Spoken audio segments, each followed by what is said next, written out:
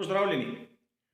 Po dolgem in napornem dnevu je prišel čas za naš prispevek pred kvalifikacijami Velike nagrade Španije.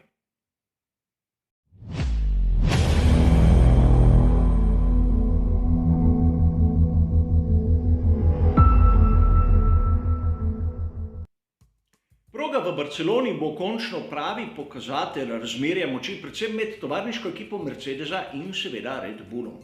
Mnogi so trdili, kako je RB16B hitrejši od Mercedesa W12. In tu bomo videli, če je res. A preden se spustimo v analizo prvega in predvsem drugega prostega treninga, se bomo malce ozrli kot ponavadi na novosti. In najprej se bomo ustavili na tistem 10. ovinku, ki so ga spremenili januarja 2021. Kot vidite na tej seriji fotografij je spremenjen potek. Namesto ostrega ovinka vmes dveh ravnin imamo ovinek z dolgim radiusem, kjer je pravzaprav pomembno, kak je tisti oprijem, ki ga generira predvsem aerodinamika pri posameznem bolidu. In tu me je presenetila izjava Lewisa Hamiltona. Dejal je namreč, da ni prepričan, če je ta sprememba kaj doprinesla k sami progi.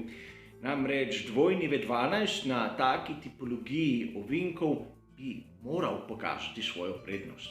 A gre samo za en ovinek, ampak vseeno majhna prednost več. A tista sprememba, ki me je presenetila, se zopet tiče direktorja dirke. Vkolikor se spomnite, sem pred dnevi naredil prispevek, kjer sem razdelal, zakaj njegova navodila niso bila ustrezna. Nova dirka, nova navodila. Na začetku pravzaprav nič novega. V tisti prvi izdaji smo videli, da bodo gledali voznike na drugem ovinku, kolikor bodo zapustili progo. Seveda bila so točna navodila, kako se vrnejo seveda zopet na tisto glavno linijo, a nič kaj takega. Sprememba se je zgodila praktično čez 3 ure, ko se je kar naenkrat Michael Masi odločil, da bo kontroliral voznike tudi na 13., 14. in 15. ovinku. In vkolikor se kdo spomni, lani v sezoni 2020 so prav tako gledali na teh 3 ovinkih, vkolikor je kdo zapustil progo. A nič kaj takega in nič pomembnega. Zanimivo je nekaj drugega. Sedaj v navodilih izrecno piše, da če bo kdo zapustil progo tudi med dirko, se mu bo brisalo čas. A je bilo res potreba toliko naporov, da so končno ugotovili, kaj je treba tam, da napišejo. A seveda sem malce preveč polemičen. Pojdimo raje na tiste tehnične novosti oziroma zanimivosti.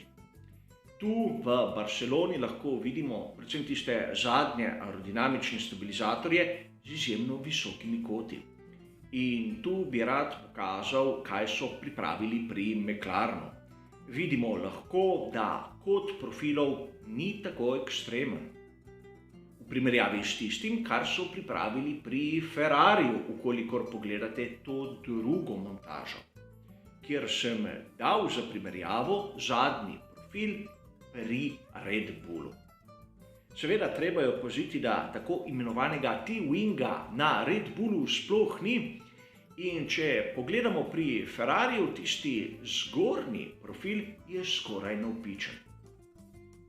Seveda, bolidi rabijo približno enako količino oprijema, da enako hitro zvozijo določen ovinek.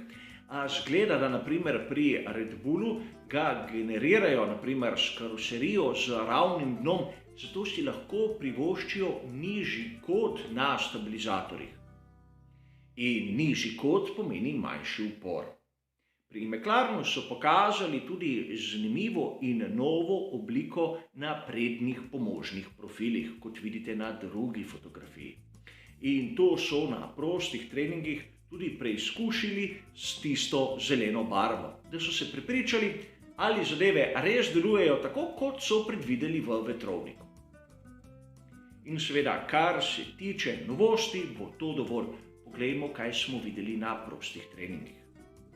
Najprej moram poudariti, da smo videli zopet Mercedesa, ki je bil močan. Red Bull ali nima sreče, ali se malce skriva, ampak k Red Bullu se bom vrnil.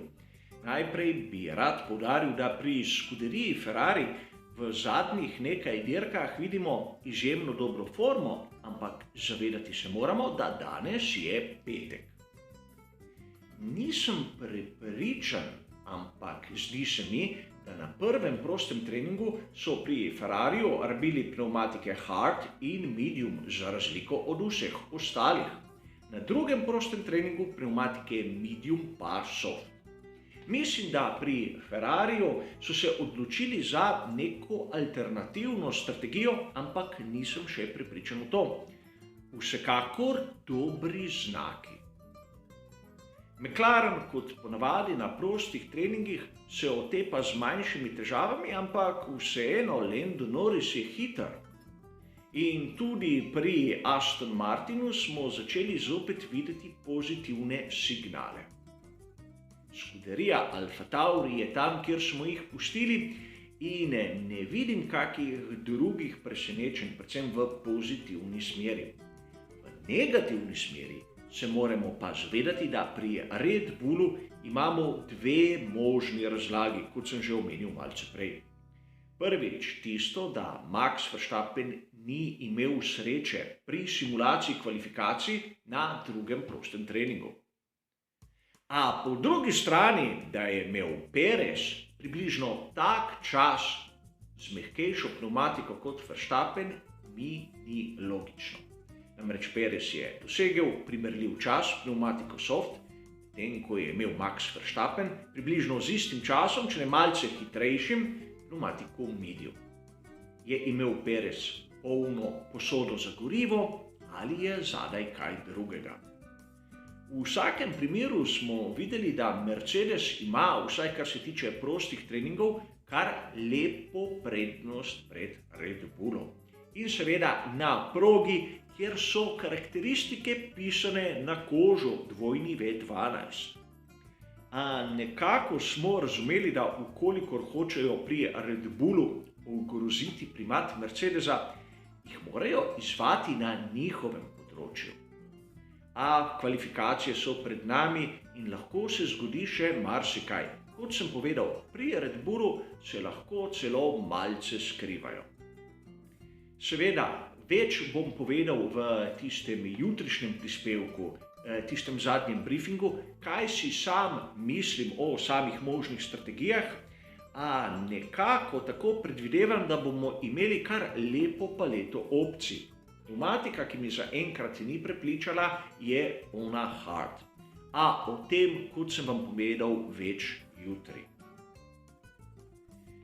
Zaenkrat, kar se tiče prispevka pred kvalifikacijami, bo to vse. Hvala za vašo pozornost in potrpljenje, ker je današnji prispevek objavljen malce kasneje in nasvidenje.